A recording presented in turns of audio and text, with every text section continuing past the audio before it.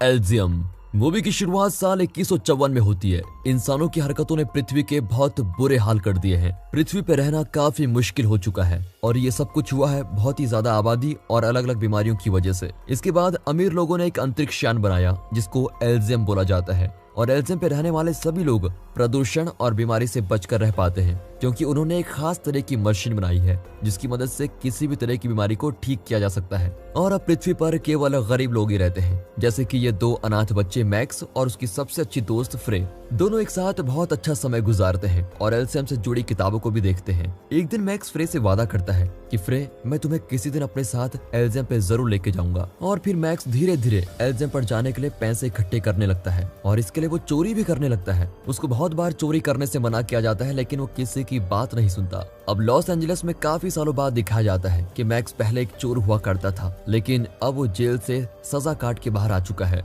और अब वो एक फैक्ट्री में ईमानदारी के साथ काम करने में लगा हुआ है। लेकिन उसके अच्छे व्यवहार के बाद भी उसके साथ ठीक नहीं किया जाता। उसको बस स्टॉप पर पुलिस वाला रोबोट रोक लेता है और मैक्स की पुरानी चोरियों की वजह से अचानक ही मैक्स का बैग चेक करने लगता है। मैक्स मजाक करते हुए रोबोट्स को जवाब देता है, लेकिन ऐसा करने पर रोबोट्स उसको जबरदस्ती जमीन पर लेटा देते हैं, जिसकी वजह से मैक्स के हाथ में चोट भी लगती है। फिर चेक करने के बाद रोबोट को मैक्स के बैग में कुछ नहीं मिलता, इसलिए वो मैक्स को जाने देते हैं। अब मैक्स एक हॉस्पिटल पहुंच गया है, लेकिन वहां पहुंचकर वो फ्रे को देखकर हैरान हो जाता है। और फिर जब फ्रे मैक्स के हाथ का इलाज कर रही होती है तो मैक्स उसे बाहर घूमने चलने को बोलता है। शुरू में तो वो हिचकिचाती है, लेकिन आखिर में डेट पर जाने के लिए मान ही जाती है। इसके बाद मैक्स अर्माडेन नाम की कंपनी में काम करने जाता है और ये वही कंपनी है जिसने एल्जियम को बनाया है। ये कंपनी अब रोबोट्स बनाती है और कंपनी का मालिक लखपति है जिसका नाम क्रायल है। जब मैक्स अपने बॉस से मिलता है तो उसका बॉस उसे नौकरी से निकालने की बात बोलता है क्योंकि मैक्स काम पर लेट आता है। लेकिन तभी मैक्स बताता है कि मेरे साथ बस स्टैंड पर एक हादसा हो गया था।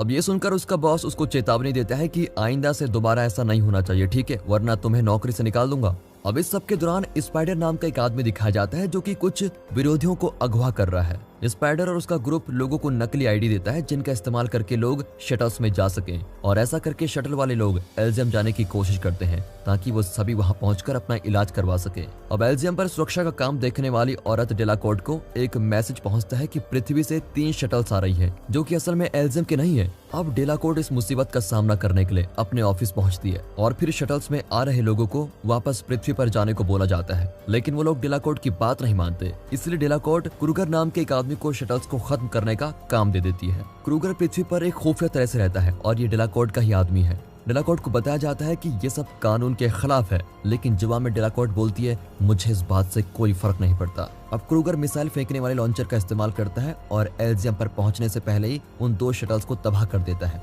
एक शटल किसी तरह से मिसाइल से बच जाता है और वो जल्द ही एल्जियम पर पहुंच गया है। फिर शटल से एक औरत बाहर आती है और एक घर का कांच तोड़कर घर में चली जाती है। वो अपनी बीमार बेटी को जल्दी से मशीन पर लेटाती है और छोटी बच्ची तभी के तभी ठीक हो जाती है। लेकिन तभी कुछ रोबोट्स पुलिस वाले वहां आते हैं और दोनों माँ बेटी को वापस पृथ्वी पर भेजने के लिए पकड़ लेते हैं। अब मैक्स को दिखाया जाता है और उसको घर जाते हुए अपना दोस्त जूलियो मिलता है। जूलियो मैक्स से बोलता है कि यार तुम कुछ कार्ड्स चोरी करने में मेरी मदद कर दो प्लीज, लेकिन मैक्स ऐसा करने से मना कर देता है और बोलता है मैं वापस से जेल नहीं जाना चाहता यार। अब अगले दिन काम पर मैक्स का ध्यान एक चीज पर जाता है जिसकी वजह से रेडियो एक्टिव तरंगों वाले कमरे का दरवाजा बंद नहीं हो पाता। फिर मैक्स का बॉस अंदर आकर उस चीज को हटाने के लिए बोलता है। मैक्स को अपने बॉस की बात माननी पड़ती है वरना उसको नौकरी से निकाल दिया जाएगा। अब उस अटकी हुई चीज को निकालना बहुत मुश्किल तो नहीं था, लेकिन ऐसा होते ही दरवाजा बंद हो जाता है और मशीन दोबारा से काम करना शुरू कर देती है। वहां पर काम करने वाले लोग अब दरवाजे को जोर से खोलने की कोशिश करते हैं, लेकिन उनको ऐसा करने में बहुत देर लगती है।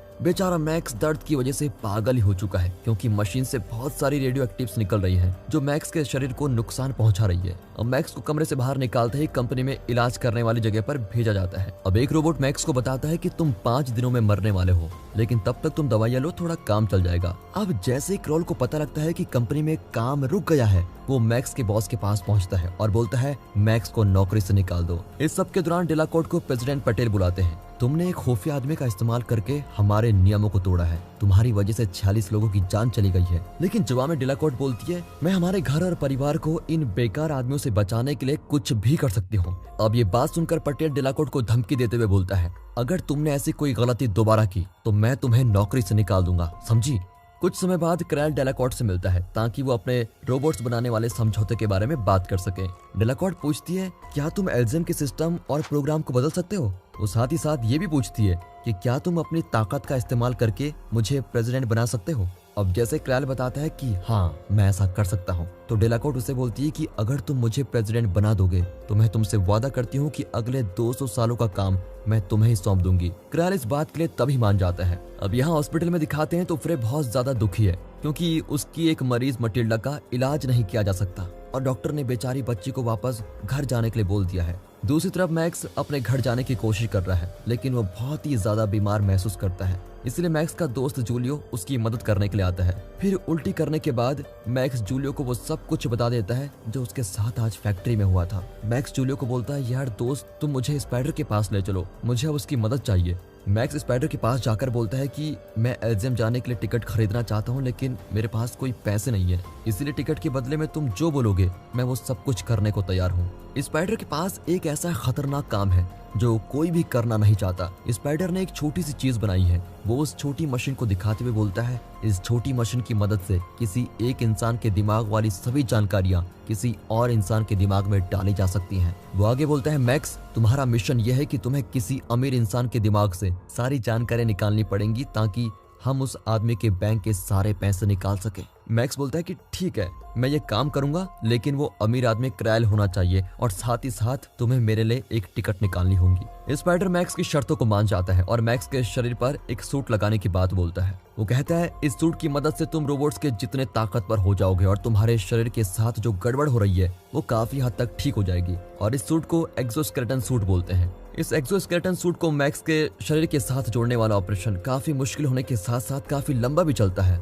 लेकिन आखिर में ऑपरेशन सक्सेसफुल हो जाता है और अब मैक्स उन सभी रोबोट से लड़ने के लिए बिल्कुल तैयार है जो उसके सामने आने की कोशिश करेंगे। मैक्स की बाजू पर एक आईडी टैटू भी लगाया हुआ है जिसकी वजह से एल्जियम यान का सिस्टम यही मानेगा कि मैक्स यहीं पैदा हुआ था। अब क्रैल को दिखाया जाता है जो कि एल्जियम से जुड़ी सभी जानकारियों पर पासवर्ड जैसा कुछ लगा रहा है ताकि कोई उसके दिमाग की जानकारी को चुरा ना सके।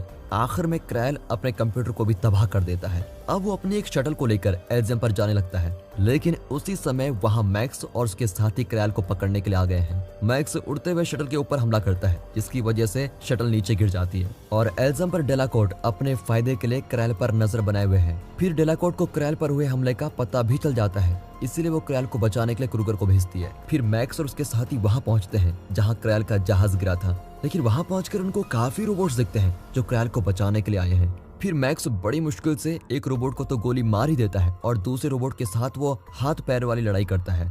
अब मैक्स जहाज में जाता है और क्रैल के दिमाग से सभी जानकारियां निकालने लगता है, लेकिन जल्दी उसको पता लगता है कि दिमाग के सारे डाटा में कुछ गड़बड़ी है।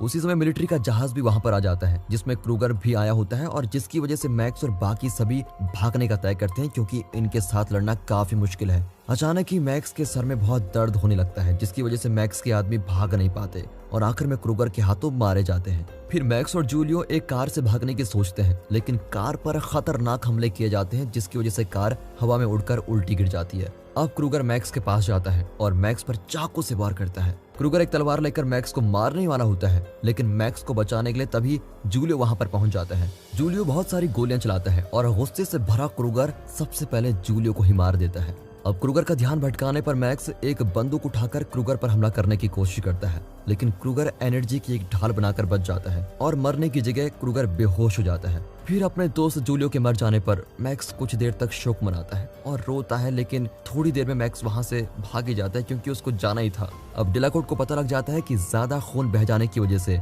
क्रैल मर चुका है, इसलिए क्रूगर के होश आते ही डेलाकॉर्ट क्रूगर को मैक्स की तलाश में भेज देती है। अब क्रूगर और उसके साथ क्रैश हुए जहाज की जांच की जाती है और उनको पता लगता है कि क्रैल के दिमाग में एल्जियम को बंद करके दोबारा शुरू करने वाला प्रोग्राम है।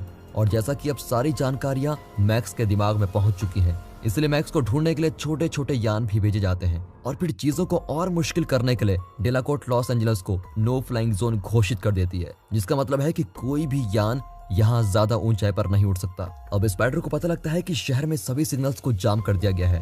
दूसरी तरफ फ्रे मटिल्डा के घर जाने के लिए तैयार है।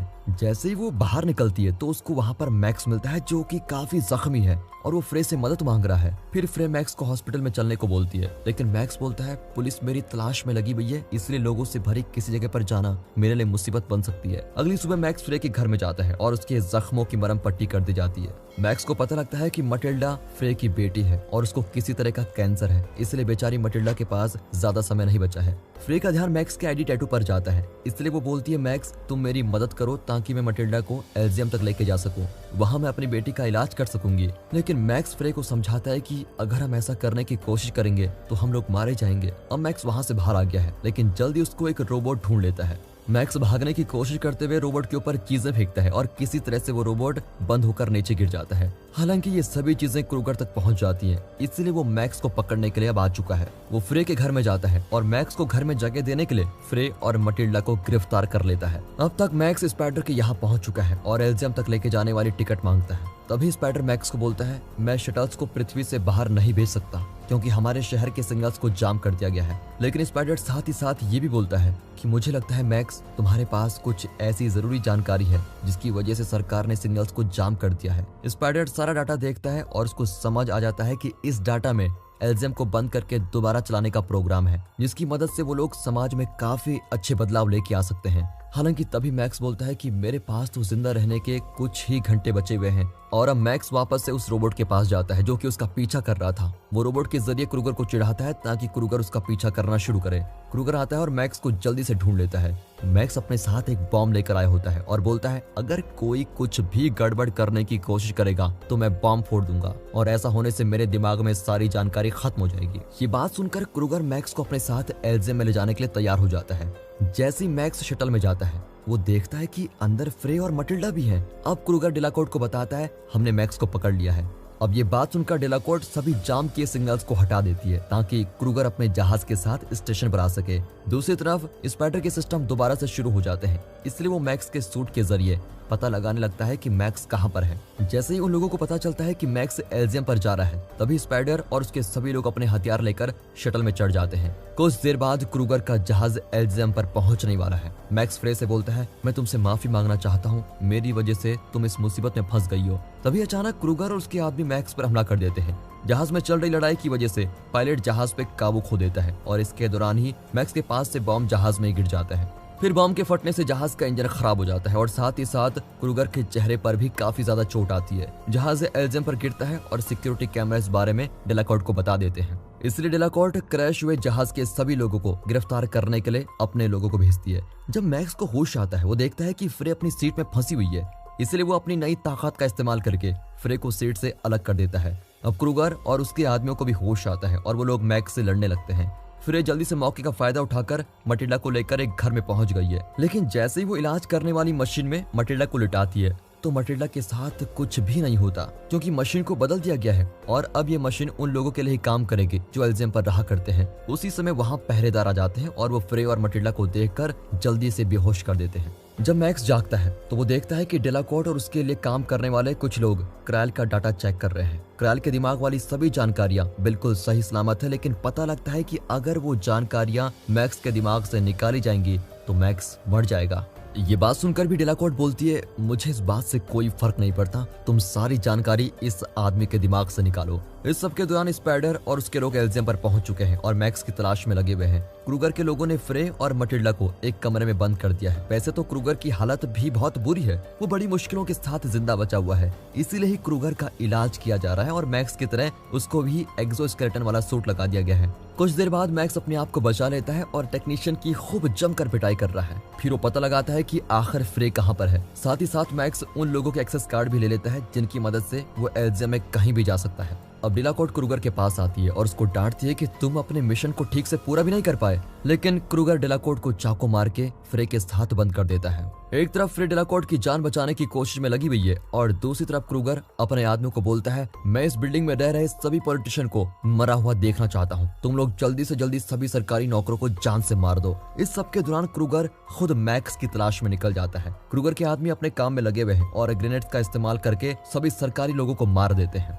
अब मैक्स कंट्रोल रूम में पहुंचता है और देखता है कि सारी जगह के बुरे हाल हो चुके हैं। स्क्रीन पर फ्रे और मटिल्डा दिखाई दे रही है और साथ ही साथ स्पाइडर के लोग भी पास पहुंचे जा रहे हैं। अब मैक्स स्पाइडर के साथ संपर्क करता है और पूछता है जो सभी जानकारी मेरे दिमाग में है, क्या उसकी मदद से हम सभी इंसानों को एल्ज़म का रहने वाला बना सकते हैं। स्पाइडर बताता है कि वो लोग ऐसा कर सकते हैं, इसलिए दोनों मिलकर एक प्लान बनाते हैं। इसके बाद मैक्स फ्रे और मटिल्डा के पास जाता है और देखता है कि क्रूगर के आदमी भी उस कमरे में है। तभी एक खतरनाक लड़ाई शुरू हो जाती है, लेकिन फिर भी मैक्स उन सभी पर हावी होता जाता है। वो क्रूगर के सभी लोगों को जान से मार देता है। कुछ और लोग आते हैं और मैक्स पर गोलियां चलाने लगते हैं, लेकिन मैक्स को भी एक बंदूक मिल जाती है जिसकी मदद से वो सभी लोगों को आसानी से मार देता है। इसके बाद मैक्स दोनों लड़कियों को एक लिफ्ट तक लेके जाता है और बोलता है फ्रे, तुम मटिल्डा का इलाज करने के लिए जल्दी से कोई मशीन ढूंढो। फ्रे बताती है कि आईडी के बिना हम इलाज नहीं कर सकते, लेकिन मैक्स वादा करते हुए बोलता है तुम चिंता मत करो, मैं जल्द ही इस चीज के लिए कुछ करने वाला हूँ। दोनों को भेजते ही मैक्स को चिल्लाते हुए क्रूगर की आवाज आती है, जिसका मतलब है कि क्रूगर अभी भी जिंदा बच गया है।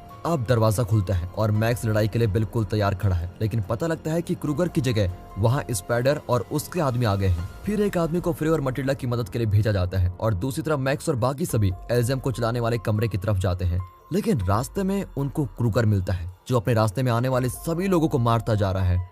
मैक्स और स्पाइडर भाग रहे होते हैं और फिर एक दरवाजा बंद करने की कोशिश करते हैं, लेकिन क्रूगर उस दरवाजे को जाम कर देता है। अचानक ही मैक्स के सर में तेज दर्द शुरू हो जाता है। अब इस मौके का फायदा उठाकर क्रूगर अंदर आता है और उन लोगों पर खूब हमला करता है। तभी मैक्स क्रूगर से लड़ता है और स्पाइडर ऐसा करने में मैक्स की मदद भी करता है। इसी दौरान क्रूगर की तलवार उसके हाथ से नीचे गिर जाती है, लेकिन इसके बदले में क्रूगर स्पाइडर पे चाकू मार देता है। अब वो मैक्स से लड़ने पहुंचता है और फिर दोनों के बीच जबरदस्त लड़ाई होती है। फिर काफी कोशिश करने के बाद स्पाइडर भी अपने हाथ से चाकू निकाल लेता है और एल्ज़म को चलाने वाले कमरे में जाने के लिए दरवाजा खोलने की कोशिश करता है। अब क्रूगर मैक्स पे भारी पड़ने लगता है और बोलता है तुम तो छोटी बच्ची की उम्मीदों पर भी खड़े नहीं हो पाए हो, अब तुम्हारी वजह से वो मारी जाएगी। ये बात सुनते ही मैक्स बड़ा भड़क जाता है और क्रूगर पर जोरदार हमला करता है। अब वो क्रूगर का एक्सोस्केलेटन सूट उसके शरीर से अलग कर देता है। अब बिना किसी सूट के क्रूगर इतना ताकतवर नहीं रहता कि वो मैक्स के रोबोट वाली ताकत का सामना कर सके, इसलिए क्रूगर सोचता है कि वो ग्रेनेड का इस्तेमाल करके दोनों को मार देगा, लेकिन मैक्स जल्दी से अपने आप को क्रूगर से अलग कर देता है